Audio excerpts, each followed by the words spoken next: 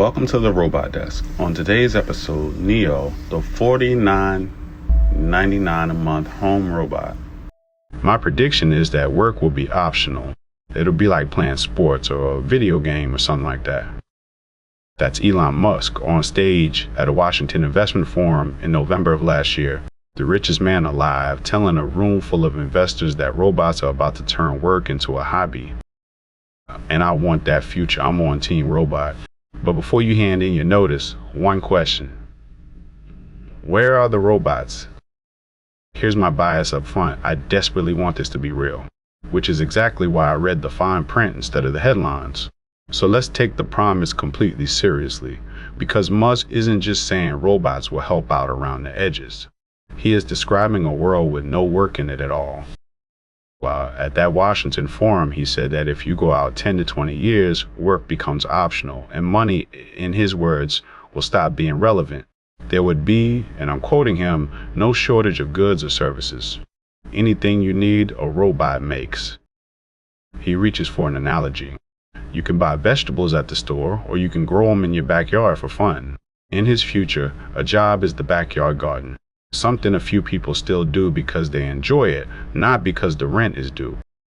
And this is not a side project to him. Musk has said Optimus, the Tesla robot, could one day be worth about 80% of Tesla's entire value. Think about that.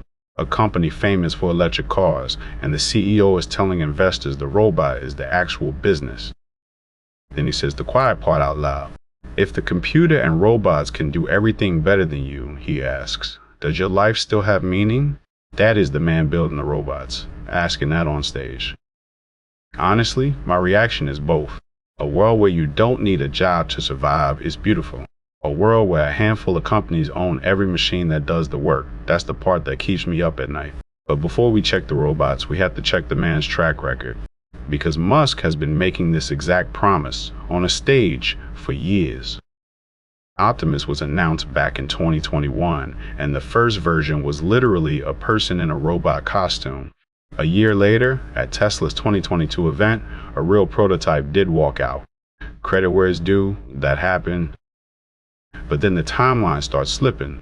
In April of 2024, Musk said Optimus would be doing real factory tasks by the end of that year. More than a year later, there's still no public proof that it did. Going into 2025, he said Tesla would build 10,000 of them that year. By a March all-hands meeting, that number had quietly dropped to about 5,000. And by January of 2026, he admitted the real count of robots doing useful work was 0. One group actually kept score. A tracker called New Market Pitch logged 11 specific Optimus promises Musk made between 2021 and 2025. By their count, exactly one came true. So here's how I read Musk at this point. I trust the direction completely, and the date's not even a little. He's not a liar. He's an optimist with a microphone. Take the vision, throw out the calendar. This is how hard engineering works. Musk missed the timeline on self-driving cars for a decade, and self-driving is still slowly arriving. Late is not the same as fake. But when the same person who missed by a decade hands you a date, you don't take the date. You take the direction, and you add years. So set the promises aside, what physically exists, in the summer of 2026. Start with Tesla's own robot, because it's the one on every thumbnail. This month, the same man promising a world without work is tempering expectations hard. When fans online got excited about production ramping up, Musk replied, and I'm quoting, "No, Optimus production will be extremely slow at first, as everything is new. This is not like making a car." The newest version, Optimus V3, has not even been shown in public yet. The assembly line is only now starting at the Fremont plant, late July or August. Musk himself calls the pace impossible to predict, because the robot has around 10,000 unique parts on a brand new line. And remember, by his own admission in January, 0 of them were doing useful work. So the flagship of the robot revolution, the product that's supposed to make work optional, cannot yet reliably do the work inside the single factory built to make it. That's not an insult, it's a status report. And it's the real distance between the stage and the floor. Here's the part almost nobody in the hype cycle explains. Why is this taking so long? These are the richest, smartest engineering teams on Earth. Why can't they just build the thing? The answer has a name. It's called Moravec's paradox, after the roboticist Hans Moravec, and it flips your intuition completely. For a computer, the hard-looking stuff, chess, math, passing the bar exam, turns out to be easy. The easy-looking stuff, walking across a messy room, folding a shirt, picking up your keys without crushing them, is brutally, almost impossibly hard. Look at your own hand. It has about 27 degrees of freedom, 27 independent ways it can move, thousands of tiny touch sensors, and it's run by one of the largest regions of your entire brain. You spent years as a baby just learning to use it. Today's best robot hands have somewhere between 10 and 16 degrees of freedom. That's enough to pick something up and set it down. It is not enough to turn a screw, thread a needle, or handle the 10,000 tiny varied tasks that make up a real home. The roboticist Rodney Brooks, who co-founded the company that made the Roomba, put it bluntly. He predicts that real deployable humanoid dexterity will stay, in his word, pathetic compared to a human well beyond 2036. And that's before power. Most of these robots run 2 to 4 hours on a charge. Your house isn't a stage, it's a 12-hour day. For me, understanding this makes me more patient, not less impressed.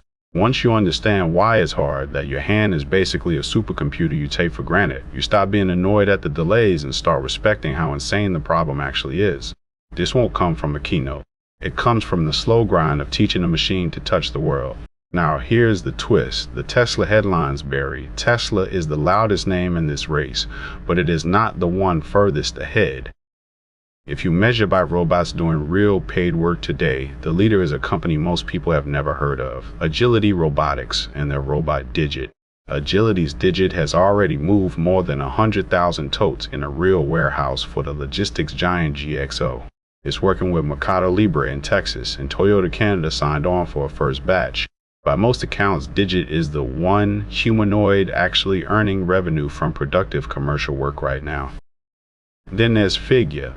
Figure has had its robots inside a BMW plant with a paying customer since December of 2024. Boston Dynamics, the company behind those viral backflip videos, is now shipping its new all-electric Atlas, and every unit it builds this year is already committed to Hyundai and to Google DeepMind. And Apptronic out of Texas has raised nearly $1 billion and put its Apollo robot into pilots with Mercedes-Benz. Notice what all of those have in common. Warehouses, factories, paying industrial customers, not living rooms. And here's the lens I can't turn off because I work in cybersecurity. A robot in a warehouse, I ask who's on the network. A robot in your living room with cameras and a microphone, I ask who's watching, what leaves the house, and who they sold the data to. The quiet companies shipping to warehouses are earning trust. The loud one hasn't. The robots are coming to work before they come to your home because a warehouse is a controlled, structured, repetitive place and your house is chaos. Okay, let's say they crack it. The hands get good, the batteries last, the price falls. Let's grant Musk the entire vision. Does the math of no work actually add up? The scale everyone's betting on is staggering.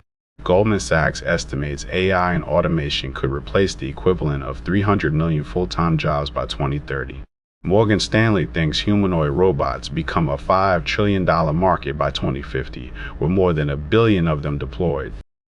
But read that Morgan Stanley forecast closely because it holds the honest answer.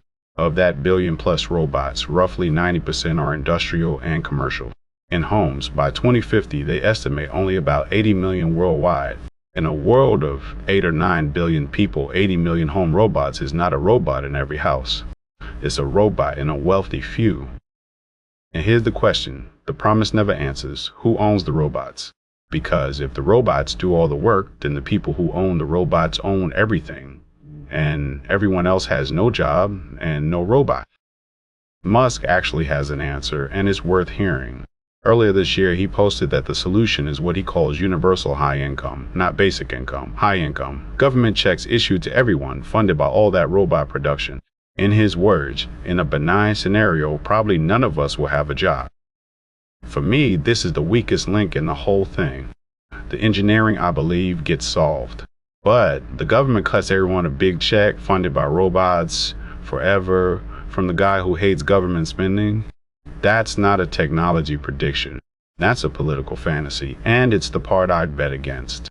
As the Washington Post put it, Musk's AI utopia depends on massive government checks. There's one more thing in that original quote I can't stop turning over, and it isn't about money at all. Musk asked himself, if the computer and robots can do everything better than you, does your life have meaning? That's a strange thing for a salesman to say. Usually the pitch is, you'll be free, you'll be happy, you'll play. But he slipped in the darker version, the one where the thing that gave your days their shape, the work, is simply gone and you're left holding all that time in a check. I'll be honest, this one's above my pay grade. But I think about it a lot. Work is how most people feel useful. About to take it away. Hand them a check and I don't think you get a utopia automatically. I think you get a whole new problem we don't have a name for yet. And I'm not sure the people building this have thought about that as hard as they've thought about the hardware. Optional work isn't only an economic event, it's a human one. So let's bring it home. What does all of this actually mean for you, the person watching, wondering whether any of it changes your life this year? Here's the honest read. In this field, the gap between a staged demo and a product you can rely on is measured in years, not months. We saw it with the Enio home robot, a 5'6" humanoid you still can't actually buy that needs a human operator just to load a dishwasher. Tesla's Optimus doing real independent work is earlier than that, and the robots that are furthest along aren't headed for your house. They're headed for warehouses. Musk's own number is 10 to 20 years for work to become optional. Apply the rule we built earlier, take the direction, and add years. Even the optimistic end, 10 years, is a decade of you still going to work, still paying rent, while the robots slowly learn to fold a shirt without dropping it. So the practical takeaway is simple, and it's the opposite of the hype. Do not quit anything. Do not rebuild your life or your kids' plans around a robot that hasn't shipped. The robots are real, the direction is real, and the money behind it is real. The timeline on the thumbnail is not. So let me tell you exactly where I land. Here's my verdict. The vision is real, and I want it. But the promise and the product are years apart. The man promising you a life without work just admitted his own robot isn't doing useful work yet. And the robots that are working are going to warehouses, not living rooms. So don't build your life around never having to work. Not this decade. And the question I keep coming back to as someone in cybersecurity isn't whether robots take the jobs. It's who owns the robots and who's watching through their eyes. Here's your signal. A humanoid doing real, unsupervised work inside an actual home.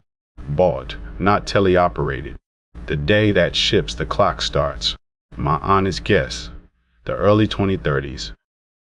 Subscribe for a front row seat to the robot decade without betting your life on the timeline.